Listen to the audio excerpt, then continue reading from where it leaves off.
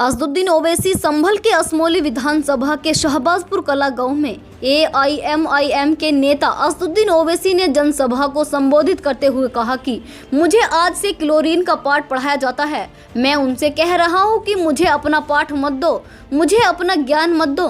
मैं बीजेपी से पूछना चाहता हूं, मैं RSS के मोहन भागवत से पूछना चाहता हूं, मैं देश के होम मिनिस्टर अमित शाह से पूछना चाहता हूं कि आप कहते हो कि मुसलमानों में इंतहा पसंदीदा बढ़ रही है। हिंदी में इसे कट्टरता कहते हैं कि जहां दाढ़ी दिखी वहां कट्टरता आ गई। मोदी जी यू के नारे मारेंगे तो वो कुछ नहीं। हम यह जानना चाह रहे हैं कि उत्तराखंड के हरिद्वार और छत्तीसगढ़ के रायपुर की धर्म संसद में क्या क्या कहा गया। कौन थे वो लोग जो कट्टरता नापसंदी किस में बढ़ रही है। आपने तो मुसलमानों को रेडिकलाइज कह दिया। यह कौन लोग हैं बताओ जो रायपुर में खड़े होकर कह रहे हैं कि इंसानियत को बचाना है तो मुसलमानों को खत्म कर दो। हम नहीं मिटने वाले, हमसे है जमाना, हम नहीं तो जमाना नहीं। हमको क्या मिटाएंगे, भारत के संविधान को मिटाएंगे। मुसलमानों को मिटाने वाले अंबेडकर के संविधान के दुश्मन हैं। कौन है यह लोग जो रेडिकलाइज हो चुके हैं। अभी तक एक को गिरफ्तार नहीं किया गया। इल्जाम हम पर लगाते हो। उन्होंने कहा कि आजकल अखिलेश यादव कह रहे हैं कि मुझे ख्वाब में भगवान श्री कृष्ण आ रहे हैं। बीजेपी वाले मर्यादा पुरुषोत्तम राम का नाम लेकर पुकारते हैं। यह राम को देखते हैं, वो श्री कृष्ण भगवान को ख्वाब में देख रहे हैं। अखिलेश से तो ख्वाब में आकर यह भी कह दिया कि तुम मुख्यमंत्री बन रहे हो, फिर तो इलेक्शन की भी जरूरत नहीं, फिर तो राजभवन जाकर कहिए, बोलिए भगवान ने कह दिया अब बना दो मुख्यमंत्री। लेकिन अखिलेश यादव सुनो, मेरे ख्वाब में असमोली के गरीब मुसलमान आकर कह रहे हैं कि तुमको अब वोट नहीं देंगे। मेरे ख्वाब में मुजफ्फरनगर के मजलूम मुसलमान अपने घर से बेघर हो गए हैं। वह कह रहे हैं कि कोई तो हमारी आवाज बुलंद करो। मेरे ख्वाब में यह है कि उत्तर प्रदेश की विधानसभा में मजलिस के विधायक जीत कर जाएं। यूपी के चुनाव आते हैं तो ही ओवैसी के ऊपर उंगलियां उठाते हैं। आज भी UAP के तहत हमारी बहन बेटियां 12 महीने से जेल में हैं। समाजवादी पार्टियों, कांग्रेस में अमित शाह के काले कानून की तारीफ की। आप फैसला कर लो कि कौन बी टीम है और कौन तुम्हारे वोटों का सौदा कर रहा है, कौन मुसलमानों को जेल में डाल रहा है और कौन मिलकर कानून बनाते हैं। आज मजलिस पर इल्जाम लगता है कि फिरका परस्ती पार्टी है और फिरका परस्ती पार्टी बढ़ाती है। 2019 जून में UAPA का मनहूस काला कानून अमित शाह लाए थे। इस कानून की समाजवादी पार्टी और कांग्रेस ने तारीफ की। किसने वोट दिया है? आपने मदद की। अमित शाह की कौन सी बी टीम है? कौन तुम्हारी वोटों का सौदा करता है? खड़े होकर और मैं यहाँ पर आपकी हिस्सेदारी की बात कर रहा हूँ। मैं आपकी सियासी क़यादत, आपको नेता बनाने की बात कर रहा हूँ। मैं आपके इंसाफ की लड़ाई लड़ रहा हूँ, मैं आपके हुकूक की लड़ाई लड़ रहा हूँ, मैं आपके मान सम्मान की लड़ाई लड़ रहा हूँ। तो मुझे कहा जाता है कि नहीं, ये वोट काटने को आया है। वोट काटने मैं आया। 2019 के लोकसभा के चुनाव में सपा और BSP मिलकर लड़े, सिर्फ 15 MP जीते। क्यों जीते? 75% तो मुसलमान और CS का डेटा है। आजम खान जीते अपनी ताकत की वजह से, शफीकुर रहमान बर्क जीते अपनी ताकत की वजह से, समाजवादी की वजह से नहीं जीते। आपने वोट दिया आजम खान को, शफीकुर रहमान बर्क को, SC हसन को, मगर ये बोलेंगे नहीं नहीं हमने जिताया। रे तुम कहां जीते? अगर तुम्हारे वोट बढ़ जाते तो तुम 15 क्यों जीतते सपा और BSP वाले? अगर अखिलेश जीते आजमगढ़ से तो मुसलमानों के वोटों की खैरात की वजह से जीते बहसत सांसद। मेरे अजीज दोस्तों और बुजुर्गों, मुझ पर इनके पेट में दर्द हो रहा है। और फिर अजीज दोस्तों, जो मुझे आकर सेकुलरिज्म का पाठ पढ़ाते हैं, मैं उनसे कह रहा हूं, मुझे अपना पाठ मत दो, मुझे तुम्हारा ज्ञान मत दो। मैं बीजेपी से पूछना चाह रहा हूं, मैं RSS के मोहन भागवत से पूछना चाह रहा हूं, मैं नरेंद्र मोदी देश के प्रधानमंत्री से और अमित शाह देश के होम मिनिस्टर से पूछना चाह रहा हूं, जो बार बार ये कहते हैं मुसलमान में इंतहा पसंदी बढ़ रही है। बोलते हैं ना, मुसलमान रेडिकलाइज हो रहा है, अंग्रेजी का वर्ड, हिंदी में कट्टरता कहते हैं उसको, कहते हैं ना। जहां दाढ़ी दिखी वो कट्टरता आ गई इसमें, जहां नारे तकबीर बोलो अल्लाह अकबर तो बोलेंगे यार ये तो कट्टरता की बात करता है, और मोदी जी यूं यूं करके नारे मारेंगे तो वो कुछ भी नहीं। अब हम ये जानना चाह रहे कि जो धर्म संसद के नाम पर उत्तराखंड हरिद्वार में और छत्तीसगढ़ रायपुर में क्या कहा गया था, कौन थे वो लोग, कट्टरता, रेडिकलाइजेशन, इंतहा पसंदी किस में बढ़ रही है। आपने तो मुसलमानों को कह दिया रेडिकलाइज, मगर ये कौन लोग हैं बताओ जो रायपुर में खड़े होकर कहते हैं कि इंसानियत को बचाना है तो मुसलमानों को खत्म कर दो। याद रखो, हमको खत्म करने वालों, हम रसूल अल्लाह सल्लल्लाहु अलैहि वसल्लम की उम्मत है, हम कमली वाले की उम्मत है, और रसूल अल्लाह सल्लल्लाहु अलैहि वसल्लम ने अपनी ज़बान मुबारक से इरशाद फरमाया था, काबतुल्लाह को देखकर कहा, कहे काबा मेरी उम्मत की अजमत तुझसे बढ़कर है, हम नहीं मिटने वाले, हमसे है जमाना, जमाना नहीं तो जमाना नहीं, याद रखो। हमको मिटाएंगे, भारत के संविधान को मिटाएंगे। मुसलमान को मिटाने की बात करने वाले अंबेडकर के संविधान के दुश्मन हैं, ये भारत के दुश्मन है। मैं मुसलमान हूं मगर मुझे इस वतन से मोहब्बत थी, है और रहेगी।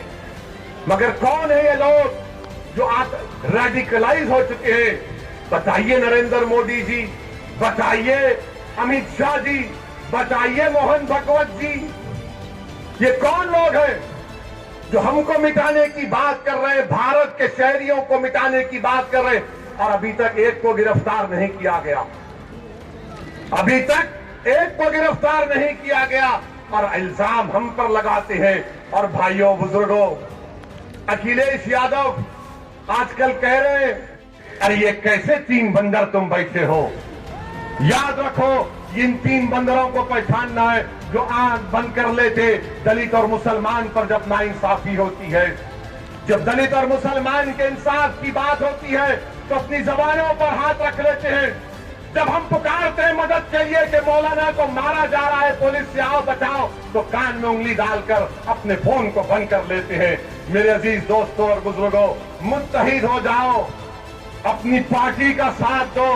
भारत की जमहूरियत को मजबूत अगर करना है, उत्तर प्रदेश में आपको अपनी आवाज को और अपने हिस्से को हासिल करना है, तो इस हिस्सेदारी की लड़ाई में आप शामिल हो जाइए।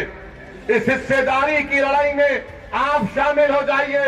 मन से ही चाहती है कि तमाम लोगों को उनका इंसाफ मिले।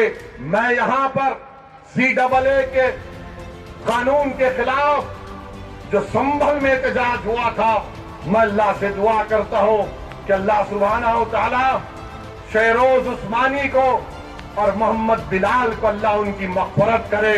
ये शहीद है, ये मुर्दा नहीं है, याद रखो। इनको गोली मारकर इनकी जान ले ली गई है, शहीद है, हम इनको शहीद मानते हैं। और अल्लाह ने कुरान में फरमा दिया कि इनको मुर्दा मत कहो, इनको ग़िज़ा मिलती, तुमको इस बात का अंदाजा नहीं है। अल्लाह इनकी मग़फ़िरत फरमाए, अल्लाह हमारे दिलों को मिला दे नबी करीम सल्लल्लाहु अलैहि वसल्लम के सदक़े तुफ़ैल में। मेरी आप तमाम से फिर से गुजारिश है कि मुत्तहिदा तौर पर असमोली के विधानसभा में आप मजलिस का साथ देंगे नहीं देंगे? क्या आप तमाम लोग मजलिस का साथ देंगे?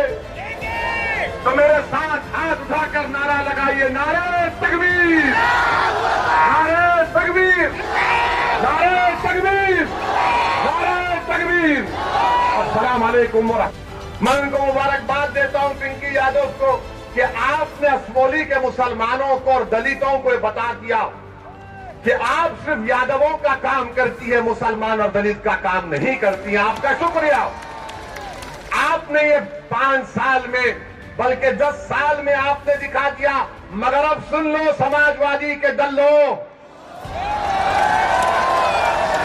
सुन लो मेरी बात को। कल तक तुम कहते थे कि कोई विकल्प नहीं है, कोई अल्टरनेटिव नहीं है। अब विकल्प के तौर पर एक मर्द मुजाहिद की पार्टी आपके दरमियान में अब लड़ेगी आपके लिए इंशाअल्लाह ताला। अब आपको डर कर नहीं, मैं तो असमोली के हमारे दलित भाइयों से भी हाथ जोड़कर अपील कर रहा हूं, आइए मजलिस का साथ दीजिए। मुसलमान और दलित मिलकर इंशाअल्लाह ताला अशमोली से बीजेपी को कामयाब होने से रोकेंगे। समाजवादी नहीं रोक पाएगी यहां पर बीजेपी को, समाजवादी पार्टी यहां पर नहीं रोक पाएगी। मेरे अजीज दोस्तों और बुजुर्गों, फिर हम पर इल्जाम लगता कि हम फिरका परस्ती भड़काऊ भाषण देते हैं। कौन सा भड़काऊ भाषण देते हैं? अजीज दोस्तों और बुजुर्गों, अभी हमको बताया गया कि लॉकडाउन में इसी गांव में मस्जिद के इमाम साहब को हजरत पुलिस ने, मोहब्बत से बोलते हैं, हजरत पुलिस ने इमाम साहब को जोतकोप किया, मारा। मोहतरमा विधायक को फोन गया तो उन्होंने कहा मैं कुछ नहीं कर सकती, मार खाओ, मैं कुछ नहीं कर सकती। जब हमारे बुजुर्ग पर लाठी पड़ रही थी, उनको जोतकोप किया जा रहा था, मारा जा रहा था, जब आप ऐसे वक्त में मदद करने नहीं आए, अब चुनाव आएगा तो बोलेंगे दे दो बाबा अल्लाह के नाम पे हमको वोट दे दो। अरे ये तो क्लासिफाइड भिखारी है ये लोग। दे दो बाबा अल्लाह के नाम पे दे दो, सेकुलरिज्म के नाम पे दे दो बाबा, बाबा दे दो हमको, हमें छोड़ दो, हम माफ कर दो, हम आपके पैर छूते हैं। और मुसलमान जज्बाती है, वो देख के बोलेगा यार, आंसू निकलता है ना, हमको जज्बात में आ जाते हैं। माशाल्लाह से इतना गोश्त खाते हैं कि जज्बाती हो जाते हैं। और खाना भी चाहिए, प्रोटीन ताकत बनती है। देता तो कोई नहीं बाबा, ना ये मुख्यमंत्री बाबा देते, ना वो हमारे प्रधानमंत्री मोदी जी देते, मगर जज्बात होश के साथ, जज्बात अपनी औलाद के साथ, जज्बात अपने मुस्तकबिल के साथ, जज्बात इन नाइंसाफी के खात्मे के लिए, जज्बात में आकर जालिम का साथ नहीं देना, जज्बात में आकर उसका साथ नहीं देना जिसने आपका इस्तेसाल किया, जज्बात में आकर उसका साथ नहीं देना जिसने आपको खिलौने देकर आपकी पीठ में खंजर घोंपा। जज्बात के साथ अपनी पार्टी मंजिल को कामयाब करिए, ये सही जज्बात है। मेरे अजीज दोस्तों और बुजुर्गों, फिर यहां पर हमको यह भी दिया गया कि